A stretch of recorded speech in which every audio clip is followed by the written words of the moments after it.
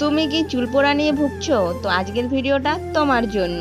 তো আমি আজকে বাড়িতে একদম ঘরোয়া উপকরণ দিয়ে নিয়ে একটা তেল বানাবো। তেলটা ইউজ করে দেখো, আমি ইউজ করে দেখেছি ভীষণই ভালো।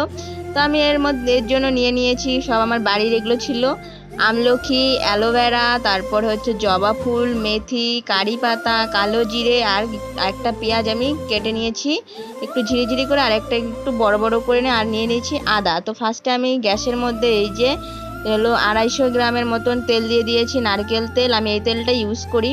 তো তারপরে আমি জবা ফুল এক এক করে নিয়ে সব কিছু আমি এখানে দিয়ে দিয়েছি, মানে জবা ফুল, তারপরে মেথি, কালো জিরে, যা যা আছে সব কিছু ভালো করে দিয়ে নিয়ে অনেকক্ষণ, আর গ্যাসের মানে স্পিডটা একদম স্লো করে দিবে, মানে বেশি হাইট করে দিলে পরে সব কিছু পুড়ে যাবে আর তেলটাও শুকিয়ে যাবে। তো আমি একদম আস্তে করে দিয়ে নে, লো করে দিয়ে নে, ভালো করে এটাকে জাল করে নিয়েছি। আর অনেকটা তেল ছিল, দেখো যে মানে ছাঁকনি দিয়ে ছাকার পরে অনেকটা হয়েছে, একবার অনেকটা দিন যাবে। তো